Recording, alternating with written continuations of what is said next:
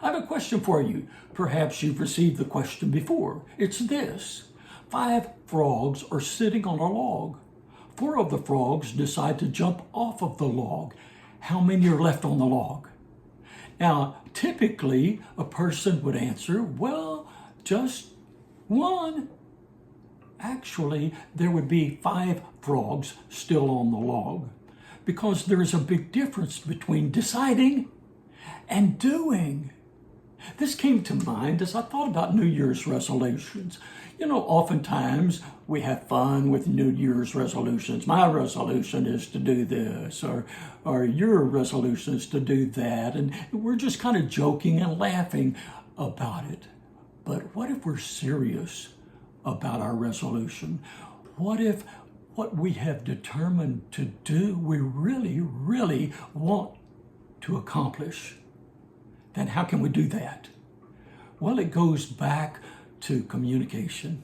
Communication, communication, communication. First of all, communication with ourselves. Now, I'm not talking about talking to ourselves, although that's okay. Lots of people talk to themselves.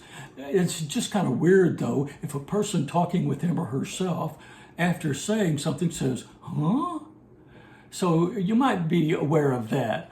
But yes, we can talk to ourselves about resolutions or decisions. And the way we do that, the way we communicate that, is to keep record. Keep record. Hold ourselves accountable. And we're much more apt to succeed. There's another way that we can communicate and hold ourselves accountable.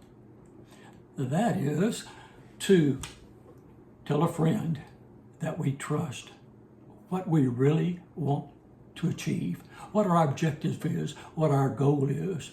Tell our significant other about it. Talk about it with them. And it'll provide encouragement, but also it will provide support. Yeah, I'm behind you. Yeah, you can do this. Let me help you do that.